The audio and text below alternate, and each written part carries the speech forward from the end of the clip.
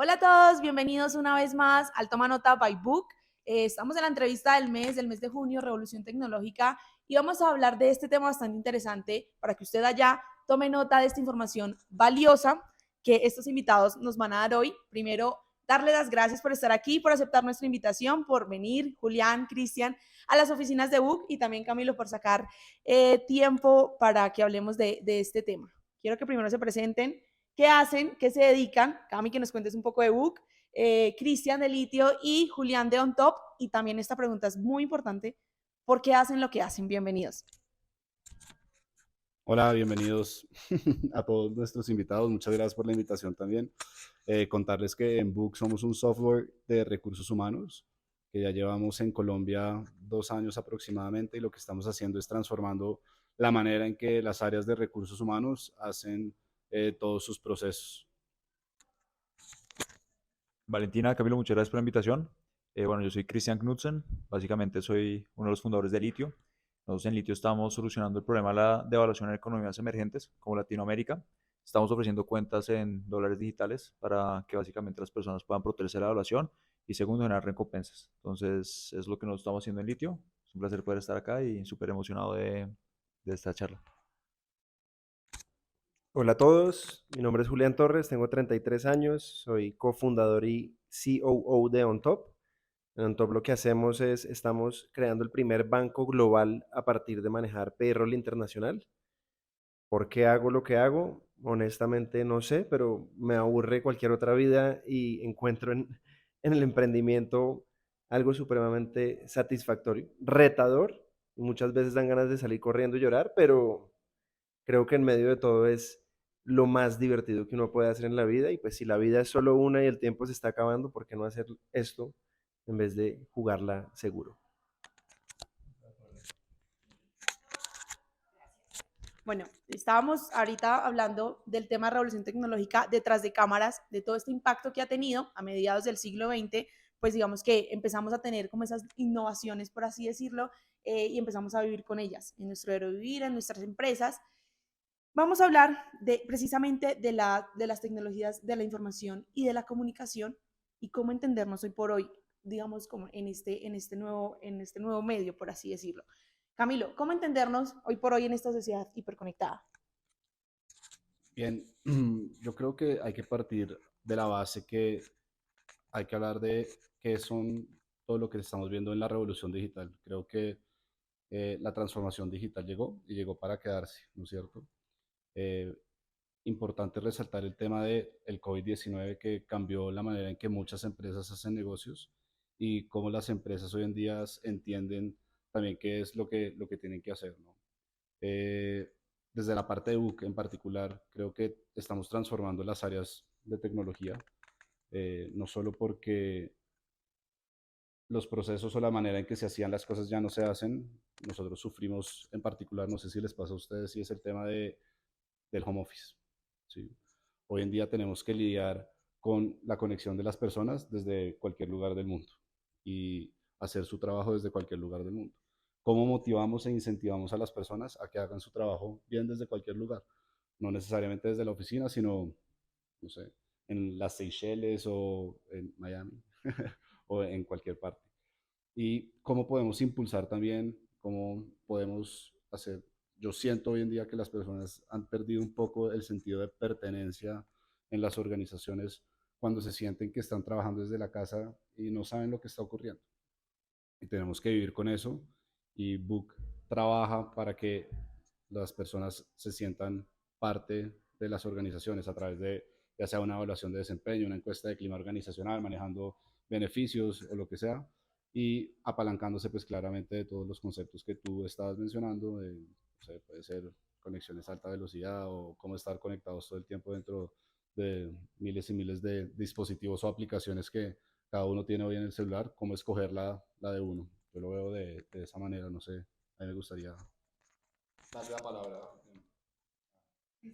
Excelente, Camilo. Bueno, acá yo creo que es muy importante entender también que, por ejemplo, en Latinoamérica, ahora con una conectividad de más del 75% de personas con smartphones, es una oportunidad muy grande para que muchas empresas puedan hacer, o sea, para que puedan surgir empresas que antes no tenían los rieles para poder operar. Y es una ventaja muy grande para economías emergentes, para las personas que son de bajos recursos, que no han tenido las mismas oportunidades, porque al final hay una democratización de la información mediante la conectividad y por ende uno puede empezar a construir soluciones del día a día de las personas. Entonces creo que es muy importante recalcar, podemos ver que Latinoamérica hasta hace unos meses era la región que más estaba creciendo a nivel global. ¿Por qué? Por esta misma conectividad que tú estabas mencionando, Valentina, y por ende creo que esa es la razón de por qué también Litio nace, del poder democratizar y ofrecer ese servicio de cuentas en dólares digitales, porque al fin y al cabo es un gran problema. Y no solamente litio, son cientos, sino miles de startups o de empresas de tecnología solucionadores de problemas, las que están haciendo para poder hacer y mejorar la calidad de vida de las personas. Entonces creo que es una ventaja y es un momento donde estamos viendo cómo la rueda está cambiando mediante esta conectividad y cómo todas las empresas y cómo la tecnología es un facilitador para poder llegar a todos ellos. Entonces, quería complementar con eso. Muy importante lo que dice Camilo y Cristian em, sobre cómo está cambiando el mundo rápidamente y cómo nuevas tecnologías como litio, book, están transformando la manera en la que la gente no solo pues contrata, maneja sus nóminas, maneja todo lo referente a la empresa, sino maneja su dinero. Creo que ahí Litio hace un trabajo espectacular porque presenta formas alternas para que la gente tenga sus recursos y pueda decidir qué hacer con esos recursos. ¿Qué pasa? Y hay algo muy interesante que está pasando en el mundo hoy en día, y no sé si ustedes se han percatado de esto, pero en 1965, un personaje llamado Gordon Moore, que trabajaba, uno de los fundadores de Intel, la empresa de microchips, se inventó una cosa o dijo algo que se llamaba la ley de Moore. Y lo que la ley de Moore dice es, cada 2 años más o menos, el poder computacional en cada aparato que tenemos se va a duplicar. Quiere decir que cada 2 años se va a volver el doble de poderoso. Para los que se acuerdan de la universidad, del colegio y todo, cuando eso pasa, eso es un crecimiento exponencial, que hoy en día es la palabra de moda. Pero ¿qué pasa con un crecimiento exponencial? Para ponerlo en perspectiva, si ustedes toman una hoja de papel que tiene más o menos 0.1 milímetros de grosor y la doblan por la mitad, y después por la mitad, y después por la mitad, esto un ser humano promedio solo lo puede hacer de 7 a 9 veces. Si uno tuviera la fuerza y las capacidades de poder hacerlo más veces, solo tomaría 42 dobladas por mitades para llegar de aquí a la luna, en el tamaño de ese papel. Eso es el crecimiento exponencial. Entonces, cuando uno dice, esto está pasando en la tecnología, en los microchips, en todo lo que tenemos a nuestro alcance, pues es realmente impresionante pensar que esta ley se ha cumplido al pie de la letra desde 1965 y se sigue cumpliendo aún hoy en día, más o menos, que lo pone a pensar a uno. Entonces tengo un celular que es no sé cuántas miles de veces más poderoso que los computadores que usaron para mandar al hombre a la luna, con el que puedo comprar dólares digitales, con el que puedo manejar la nómina de mi empresa, con el que me puedo comunicar con el que quiera, con el que puedo trabajar sincrónica y asincrónicamente. Eso es un cambio de paradigma enorme. Y lo que a mí me asusta y me emociona de esto es, si esto sigue pasando en los próximos años, imagínense dónde vamos a estar. ¿Qué trabajos van a desaparecer? ¿Qué va a pasar con la inteligencia artificial? ¿Cómo va a ser nuestro trabajo en 5 años? Es realmente impresionante porque esto sigue y sigue y sigue. Ahorita Alexa, bueno, Amazon anunció que Alexa ya tiene la capacidad de replicar el audio de los seres queridos difuntos y poder hablar como el ser querido que se fue hace algunos años a partir de análisis de voz. Entonces, todo lo que está pasando no es transformación digital, sino que en verdad ahorita nos metimos ya en un universo alterno, a.k.a. metaverso, en donde todo cambia. Entonces es un tema que a mí me parece muy interesante, que no es de moda, no es que las empresas se metan en eso o no, sino que el portal ya se abrió y el vortex nos chupó a todos. Y el que no se monte en eso, pues indudablemente va a perder. Entonces ya a mí me da risa cuando las empresas dicen, vamos a contratar un experto de transformación digital e instalan Skype y otra cosa. Es como, ¿qué están haciendo? En verdad toca pensar todo el negocio alrededor de esto por las razones que les acabo de decir. Y si yo fuera cualquier empresa, llamaría a Cristian de Litio para ver cómo hacemos para que la gente pueda ahorrar en dólares, llamaría a Book para que me administre la nómina. Están pasando cosas muy emocionantes. Todo lo que dicen es bastante interesante y valioso. Y ahorita que estabas mostrando el celular, todo este tema de la tecnología y cómo ha avanzado, pues aparecen también las redes sociales. Y digamos que es una nueva forma de comunicación masiva, pero no es tan nueva. Pero antes teníamos redes sociales para publicar una foto, para hablar, interactuar, ¿ok? Pero es que ahorita llegaron con esta comunicación masiva de ser un medio de información, medio de comunicación, campañas políticas a través de redes sociales, incluso también para posicionar marcas de empresas. Pero esto, digamos que ha afectado o empieza a afectar la seguridad de las personas y de las empresas. Entonces, es un tema bastante interesante que quiero que me cuenten. Primero, hablemos del concepto que es ciberseguridad y cuál es la importancia de este concepto. ¿Quién me la quiere contestar? Acá, el más adecuado. No. Pues veamos, ciberseguridad es un tema muy complejo, más porque las personas aún no lo entienden bien y la ciberseguridad depende de cada empresa o cada individuo de cómo manejarlo. Como tú muy bien dijiste ahorita, que están todas las redes y que ahorita está en furor, uno puede conectar con cualquier persona, con un portal, con Instagram, con cualquier tipo de red. Y hoy en día los ladrones, por ejemplo, antes los ladrones iban y robaban casas, se metían a bancos, etcétera. Hoy en día los ladrones te intentan robar la data, porque con la data básicamente van a poder vaciar tus cuentas bancarias, van a poder hacerte daño, no van a poder hacer muchas cosas. Al fin y al cabo, la ciberseguridad son esos mecanismos que proporcionalmente las empresas o que uno debe mismo proporcionarse, porque uno depende de uno mismo, para que uno pueda mitigar el riesgo de que le roban, por ejemplo, esa información o se le puedan meter dentro de sus sistemas. Hay muchas formas de hacerlo, obviamente, cambiando, digamos, el código frecuentemente. Yo trabajé con una persona que era extremadamente, ¿cómo se dirá eso? Era paranoico y estaba cambiando su código de todas las cosas cada 5 días.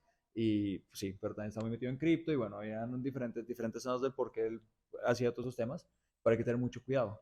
Y eso es como uno, digamos, lo puede controlar, estando constantemente cambiando las claves, estando mirando su mail constantemente porque ya hay notificaciones de diferentes empresas que te ayudan a ti a pilotear y te están ayudando a monitorear de que las cosas están sucediendo.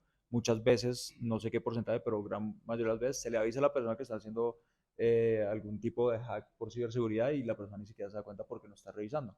Entonces hay muchos mecanismos, pero acá viene también un tema de las empresas. Las empresas tienen que garantizar y crear esos rieles de ciberseguridad para que las personas al fin y al cabo no las hackeen y no les puedan hacer vulnerabilidades.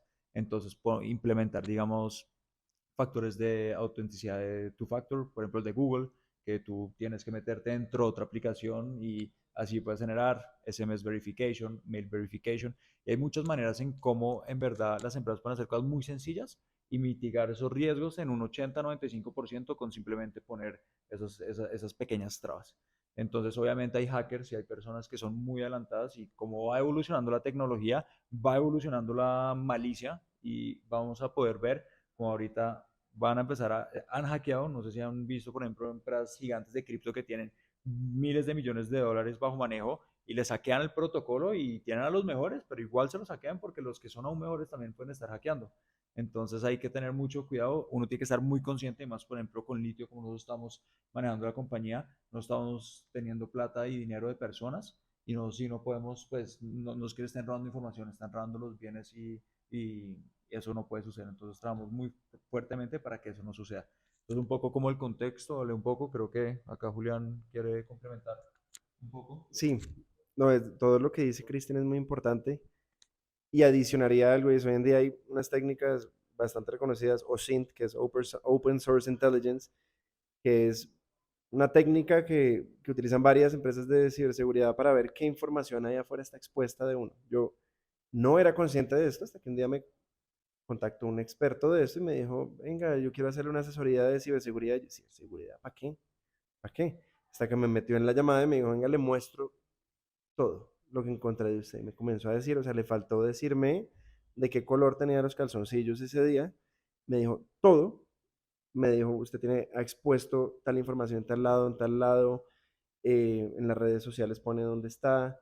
Entonces hay que tener mucho cuidado, no solo en el tema empresarial, no cómo maneja claves cómo maneja accesos y demás, porque en verdad uno es muy vulnerable y sobre todo si la empresa comienza a crecer bastante. Nosotros que nos estamos convirtiendo en un banco regulado, es fundamental tener esas políticas muy claras, pero algo como en lo personal, la gente no se da cuenta y es feliz en Instagram, pregunta anónima. Entonces, no sé si vieron eso ahorita y eso resultó siendo una vaina de vulnerabilidad de datos grande. Todo el mundo, la del Face, el Face App, todas.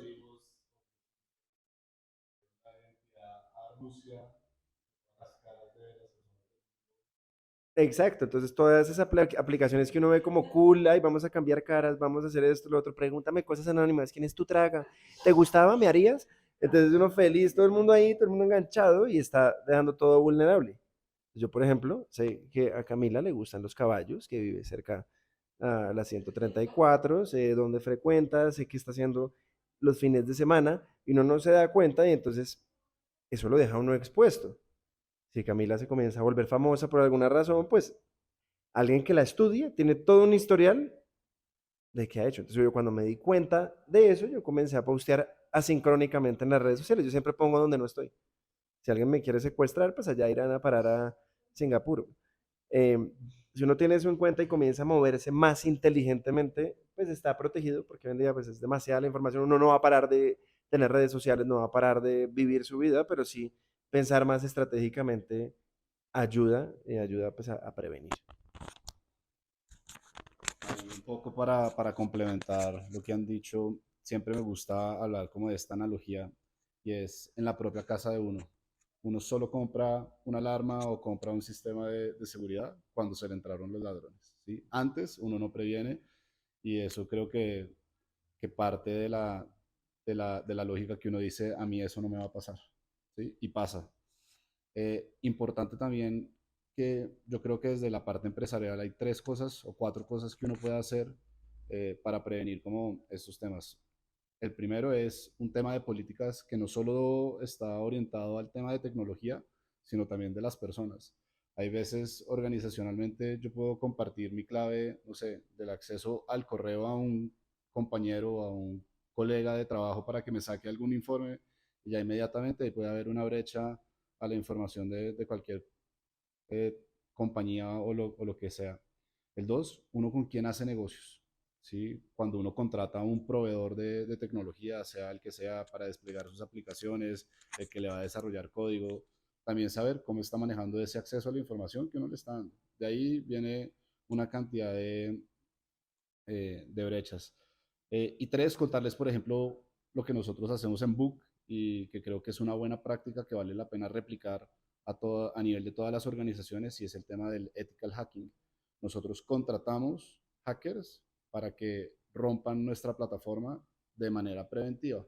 Esto con el fin de que si en un futuro se llegase a presentar ese mismo inconveniente, pues ya tengamos la noción de que nos puede pasar. Entonces, creo que también hay mecanismos como para defenderlo y no vuelvo como con lo que empecé la conversación y es no esperar a que ocurra para sí tenerlo, sino que desde el inicio tener como todas sus políticas, procedimientos, personas y demás alineados pues para que esto no ocurra.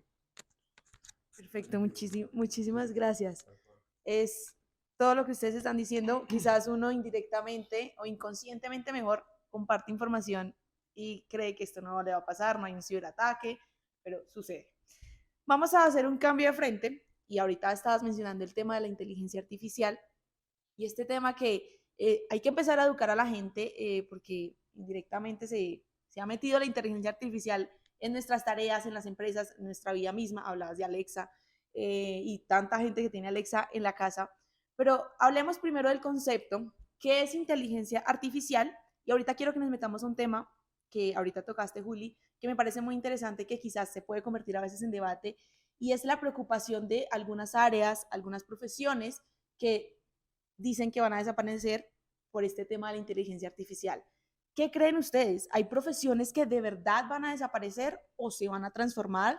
Y digamos que cuáles son esas profesiones.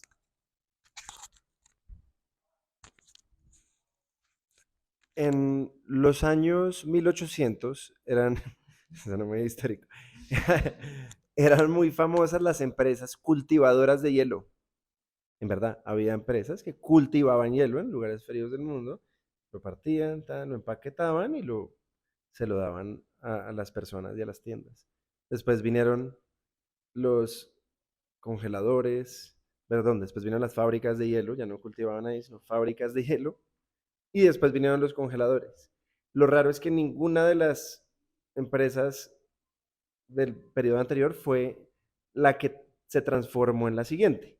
Es decir, todas murieron en el intento y fue alguien más el que tomó el negocio. Algo similar va a pasar con la gente que no se tome el tema de la inteligencia artificial en serio. No solo las empresas, sino los trabajadores. Al ser humano no le gusta el cambio. El ser humano quiere que todo esté constante, le gusta la seguridad, pero pues es inevitable, el cambio es y nos vamos a morir, nos vamos a enfermar, todo está en constante movimiento, está en nuestro propio cuerpo. Entonces los trabajos van a cambiar fundamentalmente, eso le angustia a muchas personas, les da rabia, pero en vez de que les dé rabia, les debería dar es como motivos para comenzar a estudiar algo más. Entonces el ejemplo de los camioneros que ahora se van a quedar sin trabajo porque los camiones se van a manejar automáticamente. Bueno, pues de pronto es hora de comenzar a ver en un mundo donde los camiones se manejen solos, de pronto hay un trabajo de analista de datos del camión para hacerlo más eficiente, qué sé yo. Entonces, sí van a venir unos cambios muy importantes por lo que dije ahorita de la evolución exponencial de la tecnología, no es cuento, está pasando y cada vez pasa más y cada vez hay más trabajos automatizados, los bots inteligentes que responden a los chats. Ya Google salió hace poco, un ingeniero a decir que uno de esos bots se había despertado a reclamar derechos humanos, derechos de trabajador. Entonces pasa. Lo que importa ahí no es lo que pase con la tecnología, sino lo que cada uno haga con su mente y sus propias creencias y si se va a dedicar a quejarse del sistema y hacerse la víctima o tomar control de la vida y comenzar a operar a partir de ahí. Entonces yo no le tengo miedo al tema de la inteligencia artificial, me parece fascinante ver hasta dónde llegamos. Yo lo que creo es que uno tiene que mentalizarse de qué va a pasar y ver cuál es la oportunidad ahí. Ahora, todo el mundo habla de que los robots se van a despertar, que nos van a coger aquí a todos a bala, todo eso, no sé, pero pues, ¿qué vamos a hacer? O sea, estamos yendo hacia allá y hay otros más agresivos que dicen que estamos viviendo en una simulación. Si a mí me preguntan, yo siempre me he sentido un poquito irreal. Esto me parece como un sueño, no sé si sienten que esto es como... Y cuando uno se pone esas gafas Oculus, no sé si las han puesto algún día, uno se da cuenta como, madre, esto de pronto es verdad y de pronto vamos a terminar metidos en una simulación. Y bueno, pues habrá que ver qué hacemos en la simulación. Sea lo que sea, igual uno va a estar ahí piloteando lo que sea, la simulación o esta vida o la otra. Entonces, pues cada quien se tiene que ser responsable de eso y dejar de quejarse del gobierno, de la tecnología, de las empresas, porque lo más fácil es quejarse, lo más difícil es tomar acción. Muy interesante, Juli. Yo creo que acá también el darwinismo del que habla Juli es muy importante porque vimos hace poco la revolución industrial, hace poco, o sea, la revolución de tecnología, y el que no se adapte va a morir. Y es muy interesante. Por eso podemos ver cómo esos grandes dinosaurios, empresas tradicionales que no se están transformando en digital acá, como dijo Camilo, y no se están adaptando, van a empezar a morir. Les va a pasar lo mismo que a Kodak. Y eso es muy interesante porque al fin y al cabo están haciendo esos startups. Estamos hablando acá también mucho de startups de cómo nacen los startups y ellos solucionan, entienden cómo solucionar los problemas con otros tipos de tecnología, se adaptan a nuevos métodos y empiezan a crecer exponencialmente. Terminan sacando de taquito a estas empresas, esos dinosaurios, que por más de que tuvieran millones de clientes o millones de empresas, lo que fuera, y no van a lograr porque no van a lograr adaptarse. Es muy importante. Acá también muy importante tu pregunta de qué es la inteligencia artificial. Es, o sea, para no poder explicarlo muy bien, pues yo como lo interpreto es básicamente es un análisis que, a ver, me vuelvo. Básicamente toma patrones, toma comportamientos, toma información y data de diferentes sucesos, muchas variables, y empieza a predecir y empieza a construir. Entonces empieza básicamente esa inteligencia artificial a pronosticar patrones o comportamientos, a crear conversaciones, a crear medio ambientes, a crear mundos. Seguramente en el metaverso vamos a ver cómo mundos se crean automáticamente patrones y podemos ver cómo voces se van cuadrando, cómo te van pronosticando, hola, ¿quieres tomarte tu café? ¿Te gusta de tal manera? Hemos identificado que también estás tomando agua, entonces por eso, y te van haciendo combos, o sea, y eso es un ejemplo muy bobo, pero eso obviamente a un grado de profundidad mucho más, sí, a un grado mucho más profundo, puede llegar a ser Skynet o con mucha gente que tiene miedo. Entonces también está, por ejemplo, una empresa que se llama OpenAI, que ahí Sam Altman es en este momento el presidente, Elon Musk es inversionista, y es básicamente lo que están construyendo es cómo pueden democratizar la inteligencia artificial para el mundo y cómo pueden proteger a los mismos humanos de la inteligencia artificial. Entonces, muy interesante porque es algo muy desconocido, todavía vemos lo muy básico, pero si uno se va y se va así futurístico y se vuelve loco, puede haber cosas donde puede ser para bien o para mal, pero pues al fin y al cabo está dentro de los seres humanos tener claro qué quieren lograr con la inteligencia artificial, cómo la manejar y estar muy claros en ese roadmap, o si no, pues pueden haber consecuencias bastante agresivas. Muchas gracias por esos comentarios. Yo me voy a devolver un segundo a tu pregunta inicial, que era que si yo creía que habían trabajos que van a desaparecer. Seguramente la respuesta es sí. Seguramente van a, sí, como en su momento, no sé, tuvimos inconvenientes, no sé, yo me devuelvo siempre pensando, ustedes se imaginan las empresas ¿cómo se llaman?, de transporte de correspondencia, que se hubieran quejado en el momento en que entró Hotmail, ¿sí? No, es que eso es anticompetencia, entonces no debería existir porque me está quitando mi trabajo, como ocurre pues con muchas aplicaciones hoy en día. eh, y más que yo creo que si se van a reemplazar, pues como dije, sí, pero creo que también nos va a tocar aprender a vivir con eso y a transformarse, ¿sí?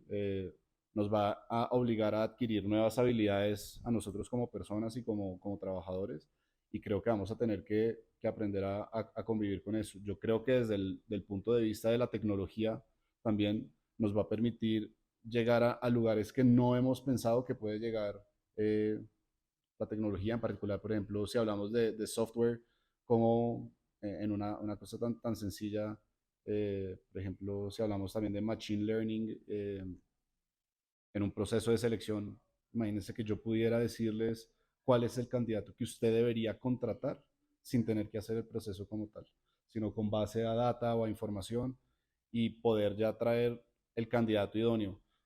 No estoy diciendo que ocurra hoy en día, puede ocurrir, puede acontecer, pero creo que tenemos que aprender a vivir con eso y creo que pues también es parte del mundo en el que nosotros vivimos, que hoy es totalmente digital. Y va a seguir pasando. De acuerdo, o sea, la inteligencia artificial llegó y llegó para quedarse y tenemos que, como lo mencionaban, vivir con ello y pues adaptarnos también a esta nueva tecnología. Cristian ahorita estaba mencionando el tema de las startups porque me parece muy importante, aquí tenemos tres importantes y valiosas, pero quiero que hablemos del concepto porque quizás empezar a educar a las personas con este concepto, con estas nuevas empresas, por así llamarlas, muchas empresas que ahorita son muy grandes, empezaron siendo una startup, Google, Twitter, Facebook, pero hay un debate que me parece muy interesante que quiero que ustedes me cuenten qué piensan y es un estudio que hicieron en septiembre de 2012 aproximadamente, donde mencionaban que la mayoría de las startups mueren a los meses o a los años de vida por el tema del modelo de negocio. ¿Qué piensan ustedes? ¿Esto es una realidad? ¿Esto sucede? ¿Y por qué sucede? Digamos que empecemos con el concepto de startup.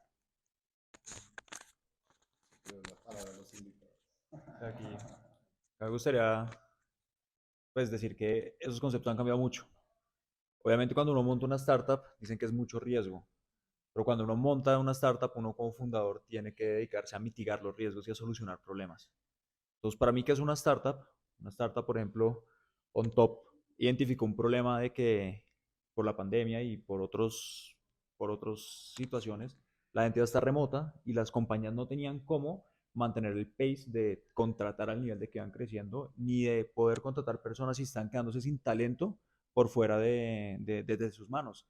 Entonces, OnTop, ¿qué hizo? Entendió ese problema y lo solucionó y mediante la tecnología logró escalar, llegar a más de 190, 180 países, no sé en cuántos están, pero están a nivel global y solucionó ese problema mediante la tecnología y ir evolucionando. Entonces, igual que Litio identificó, hay un problema, está la evaluación, hay tecnologías que pueden solucionar ese problema, las empieza a solucionar. Entonces, al fin y al cabo, una startup es una solución a un problema. Que después, si uno logra solucionar un problema gigante, pues al fin y al cabo es una startup que va a valer mucho dinero. Pero al fin y al cabo es esa mentalidad. Todo eso con respecto a tu pregunta. Desde el 2012 a 2022 ha cambiado mucho. Podemos ver cómo ahorita en el mundo estamos probables a 80%, como dicen los medios, a una recesión. Vemos que hubo una inyección de dinero, vemos que estamos viendo con unas inflaciones muy fuertes. Entonces podemos ver que hoy en día, en el 2022, estamos viendo una corrección. Corrección es muy importante porque al fin y al cabo va a limpiar a todas esas startups que son de mucho riesgo, que no están solucionando un problema de verdad y que al fin y al cabo no van a poder subsistir porque no va a poder ser rentable. Entonces, antes unas startups se enfocaban solamente en el crecimiento. ¿Cuántos usuarios, por ejemplo, están adquiriendo? ¿Cómo son esos crecimientos exponenciales de la compañía? Más adelante se empezó a hablar de retención. ¿Qué tantas personas estás tú reteniendo? Y ahora, en los últimos meses, años, se está hablando mucho más de profitability. ¿Qué tan sano es tu negocio? Y ya no es, oye, levanta 5.000 millones de dólares, quémalos en adquisición de usuarios y simplemente crece, porque al fin y al cabo, si uno no retiene y uno no tiene un modelo de negocio sano, uno puede tener la infinita plata del mundo, pero el modelo de negocio nunca va a ser sostenible. Entonces ya por eso los fondos de inversión están mucho más enfocados en, hey, ¿cómo están tus economics? ¿Qué tan sano es tu modelo de negocio? ¿Cómo vas a poder tú crear nuevos modelos de negocio con base a tu tracción? Entonces yo creo que es ahorita el scope en lo que están ahorita los VCs y cómo las startups tienen que pensar siempre en hacer, en solucionar un problema. Es demasiado importante. Entender a su cliente porque al fin y al cabo el cliente sabe cuál es su problema y uno es el que tiene que lograr entenderlo, interpretarlo y ya con tecnología poderlo escalar para no llegarle a uno, sino hasta 1.000, 10.000 millones de personas cuando seamos esa cantidad de personas en el mundo. Y eso es lo que al final acaba hacer una startup, que después alguna scale-up y después ya se vuelve más corporate y bueno, es como todo un proceso, porque para todo el mundo, digamos, Rappi sigue siendo una startup. Rappi tiene todavía filosofía de startup, pero ya es más una corporación que una startup. Entonces también dar muy claro que la startup no solamente, o sea, es casi que ese comienzo de cuando uno comienza, como dice su nombre, comenzar para arriba. Y eso es básicamente la filosofía. Entonces eso para mí es la startup. Creo que es la situación que estamos viviendo ahorita muchos emprendedores. Creo que Julia acá también nos puede compartir qué están viendo con OnTop. Montar una startup es riesgoso y la mayoría se funden, la verdad. Esa es la realidad. Pero quiero explicarles por qué. Porque mi papá me pregunta todo el día, él no entiende todavía a qué es lo que me dedico yo. Pero como así que les dan plata y eso no es rentable, y explíqueme qué están haciendo. Es lo que mucha gente, probablemente de los sectores tradicionales, se pregunta es esta gente qué está haciendo. Entonces hay que irse un paso atrás.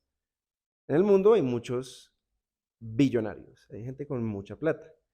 Esos personajes o esos family offices invierten en diferentes cosas, finca raíz, en acciones, en hedge funds, en bonos. Las opciones son varias, pero hay gente que tiene tanta plata que, bueno, tiene sus portafolios que decide alocar más o menos el promedio 5% de su plata total al casino, literal, que es el venture capital o capital de riesgo. Esto lo hacen y ese 5% pues suena pequeño en porcentaje, pero cuando hablamos de fortunas es demasiada plata. Cuando uno habla de los jeques árabes que ya tienen todas sus cosas organizadas, sus inversiones, pues dicen, pues mandemos este 5% a una ruleta bien agresiva porque la experiencia ha demostrado que podemos tener multiplicadores enormes en poco tiempo de esa plata. ¿Quién es el principal responsable de este tipo de pensamiento? Facebook, que pues empieza en 2004 como una empresita, lo que sea, se meten algunos fondos y al cabo de 10 años sacan unos retornos impensables, que ninguna otra industria. Entonces, cuando eso pasa, todo el mundo dice, ¿cómo así? Yo quiero participar de eso. El ser humano le gusta apostar, tú lo sabes. Entonces, cuando invierten esas pequeñas cantidades y lo destinan a Venture Capital, se lo dan a unos personajes que se llaman los GPs. O sea, estos inversionistas se llaman LPs, Limited Partners, se lo dan a los GPs, que son los que manejan los fondos. Y los fondos, pues, tienen varios de esos LPs, 5%, 5%, 5%, montan un fondo cuantioso y dicen, bueno, ahora tengo esta plata, vamos a invertirle a varias empresas, que sé que se van a morir muchas, pero esa que funcione me va a retornar todo y mucho más. Entonces el negocio ahí es, y esto es lo que mucha gente no entiende, para estos fondos de hecho les conviene que muchas de estas mueran, porque cuando muchas mueren, estadísticamente ya se va incrementando el chance de que alguna le pegue, porque pues, es una teoría de portafolios, es matemático. Y a eso es lo que se juega normalmente en el mundo de las startups y hay apuestas muy agresivas. A mí, digamos, me meterían en problemas y yo ya me metí en problemas una vez porque a uno le invierten estos millones de dólares y uno dice, no, yo muy responsablemente voy a hacer que esta plata dure 25 años. Se emputan, dicen, no me vaya a robar, bueno, porque mi trabajo aquí es apostar y usted vaya y haga algo loco, agresivo, a ver si le pegamos al perro, pero yo tengo que responderle a los de arriba que están esperando algún retorno grande. Por eso es que se ven cosas tan locas y tan impresionantes en este mundo. No quiere decir que uno bote la plata y la queme, sino que uno haga apuestas duras, calculadas, pero cosas que muevan y sacudan el status quo. Entonces eso es, digamos, un poco de explicaciones. Acá para complementarte, algo muy importante es las startups al fin y al cabo sacrifican muchas veces rentabilidad o ser rentable a corto plazo por crecimiento y avanzar rápido. Y hacer esas mismas apuestas que dice Julián, donde uno, y porque uno levanta 10, 5, 20 millones de dólares, va a poder soportar modelos de negocio que se están creando, que a corto plazo pueden ser más costosos y uno pueda soportar con ese capital, pero a largo plazo esos costos se vuelvan marginales y los ingresos exponenciales. Y ahí uno logra empezar a crear ese modelo de negocio. Y es voltear, y es volver un negocio profitable. Y es lo que están apostando hoy en día los fondos. Y por eso la presión que dice Juli, los fondos están encima, a ellos no les importa si uno va a durar 50 años, lo que les importa es sacar 100x, 200x, 50, 10x de su inversión, porque los fondos invierten para qué, para ganar plata. Muy pocos fondos son conscientes si les interesa literalmente el problema que uno está haciendo. Ellos la apuestan al equipo, cuál es la solución que usted está generando, cuáles son sus números y cuál es su roadmap en los próximos meses, años. Es lo que les importa básicamente y obviamente cuál es su crecimiento. Entonces, eso sería como un complemento que quería dar. Bueno, yo acá primero que todo, pues impresionante con todas estas cifras que estas personas manejan. Pero no, vuelvo nuevamente como a tu pregunta como inicial y era si cada vez las startups les va bien o les va mal. Yo creo que, no sé, por ejemplo, pensando en Latinoamérica, creo que Latinoamérica se ha vuelto un continente donde cada vez hay más startups, ¿cierto? Y prueba de ello es Brasil, México y Colombia. Colombia creo que hoy en día saca la cara, pues obviamente comparado en tamaños de mercado por la cantidad de startups que van saliendo. Sin lugar a duda, basados en los números, pues sobrevivir es difícil, ¿sí? Porque existen muchas ideas. Yo creo que cuando uno es emprendedor, piensa que la idea de uno es la mejor idea y la tiene que defender hasta la muerte. Y el problema ahí es cuando se encuentra con el mercado o con una realidad de mercado, que es como recibe el mercado, pues lo que yo estoy pensando que es lo mejor. Y ahí es donde yo creo que fracasan muchas startups porque no hay una conexión real de lo que, de lo que, de lo que es. Les hago, por ejemplo, una analogía que siempre hemos hablado con mis amigos y es cómo solucionar el problema de los parqueaderos en Colombia. Y siempre partíamos diciendo, no, es que se necesita una app para solucionar el tema de los parqueaderos en Colombia. Y mis amigos decían, no, es que tal vez estamos mirando el problema por donde no es. Tal vez lo que necesitamos es una persona que sepa cuidar los carros o que sepa manejar los carros para moverlos. Entonces defendíamos una cantidad de las ideas, pero al final no era lo que, o sea, no sabíamos ni cómo iba a responder, era simplemente pues un ejercicio, no era que estuviéramos haciendo ningún visita a la, no mentira, pero, pero estábamos en esa, digamos que esa discusión y creo que también el emprendedor necesita un poco de suerte, ¿sí? Yo creo que necesita un poco de suerte, es la constancia, mucha gente se retira porque no ve los frutos inmediatamente, se quedan sin plata claramente. Los contactos en esta industria son súper importantes. La persona que sabe cómo hacer las cosas y lo puede ayudar a uno. Y, y también el tema de la perseverancia. Sin lugar a duda, creo que la perseverancia es de las cosas más importantes porque a veces yo creo que uno se puede sentir derrotado de, pucha, he tratado por todas partes, no me funciona y tengo mi plan A, B, C y me quedan otras 25 o 23 letras en el abecedario para tratar un plan. Y puede que si uno en verdad nunca desiste de su idea, pues ahí es donde está como la diferencia. Obviamente pues tiene que haber una conexión con lo que quiere el mercado, pero era un poco por ahí, ¿no? Yo también me sentí identificado con lo que usted estaba diciendo, Julián, como de, yo lo veía como un embudo, ¿sí? Que yo meto 100 startups en un embudo y al final del día saldrán una o dos porque las otras se murieron en el camino por las razones que sean y eso es a lo que juegan las personas, a que salga alguna. Una estadística muy interesante es desde que se funda una startup hasta que lanza su Series A. Una Series A haciendo una ronda donde normalmente una startup encontró product market fit, que es que el producto uno está realmente solucionando un problema al mercado y aproximadamente el 99% de las empresas caen solamente en esa primera tanda. ¿Y por qué sucede? Pero es que uno dice, uy, 99%. Pero es que también crean una cantidad de ideas que en verdad no son soluciones, sino que, muy bien tú dijiste, las personas creen que pueden acomodar su idea, su solución, y crear un problema para la solución sin entender los fundamentos del problema en verdad que le está viendo a las personas. Porque uno puede decir, es que yo tengo una píldora que te va a quitar el dolor de uña, pero pues nadie tiene dolor de uña, muy poca gente, y pues al final cada uno termina haciendo versus un dolor de cabeza, y ahí le empieza a dar la vuelta. Y hay dos tipos de startups, ¿no? Está el que es el painkiller y es el que es la vitamina, nice to have. Y siempre me preguntan, hey, ¿cómo, o sea, usted qué tipo de negocio monta? Y yo he montado diferentes empresas. La primera empresa fue una vitamina. Nadie se levantaba, yo fueron cosméticos orgánicos, naturales, perdón. Nadie se levantaba por la mañana y decía, uy, quiero un coffee scrub. Nadie. Versus hey, tengo un dolor de cabeza y necesito un Dolex y voy a hacer lo que sea por ese Dolex. Y esos son realmente los startups que uno ve. Obviamente uno ve otros que son unas vitaminas que también triunfan porque pues no son excluyentes, hay diferentes casos, pero los painkillers al fin y al cabo es donde la gente se mata por tu producto. Y eso es muy importante también para que disminuyan las probabilidades para que en verdad puedan suceder. Y 99% de las personas mueren, de los startups mueren por eso. Me quedé pensando en eso y piensen en una cosa, no sé cómo se llama esa teoría ni ese dicho que habla de la primera pantalla del celular, ¿sí? Que en realidad, ¿cuántas aplicaciones existen? Si lo vamos al mercado, por ejemplo, de aplicaciones que generalmente son startups en muchas etapas.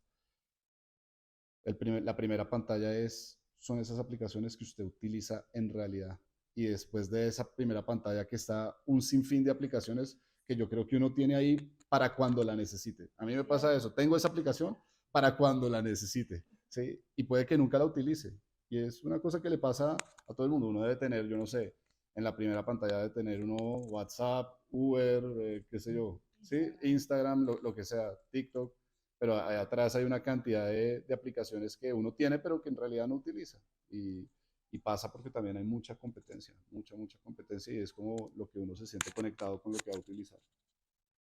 De acuerdo, definitivamente la tecnología llegó para quedarse y está aquí y debemos adaptarnos a este cambio, a esta nueva vida, por así decirlo. Y aparte, emprender no es fácil, es para valientes definitivamente. Y bueno, yo creo que vamos llegando como al final de la entrevista de este tema tan interesante. Agradecerles a Julián, Cristian, Camilo por sacar tiempo para estar aquí con nosotros. Yo sé que son los más ocupados de toda Colombia y Miami, pero, pero gracias por estar aquí, por bueno, conocer Book, por venir a Book, pues Cami, tu casa, pero definitivamente sí, es un tema que está aquí y debemos educarnos cada vez más, leer más de estos temas, ciberseguridad, inteligencia artificial, la sociedad hiperconectada, que a veces quizás no entendemos mucho, pero bueno, aquí estamos también para educar a los demás. Vamos llegando a la final de la entrevista, que es el ping pong by book. Ahorita les explico para ponerlos y acomodarlos mejor en el sofá, pero son preguntas rápidas para respuestas rápidas. Les doy dos opciones, me tienen que dar una o les hago una pregunta y la respuesta tiene que ser una opción rápida. Agradecerles una vez más, espero que nos sigamos encontrando. Book, a ustedes son top, Litio, bienvenidos siempre, está su casa. Bienvenidos al ping pong by book. Preguntas rápidas para respuestas rápidas. Juli, el mejor invento de la historia. El celular. Camilo, una red social. TikTok. Cris, un videojuego de la infancia. League of Legends. Eh, Julián, una plataforma para ver películas. Netflix. Camilo, un emoji. De la caca. Cris, top 3 de los inventos más famosos. De los inventos más famosos, También top 3. blockchain, el internet y el metaverso. Camilo, un software. Book. Un libro. Hábitos poderosos. Cristian, una startup. Litio.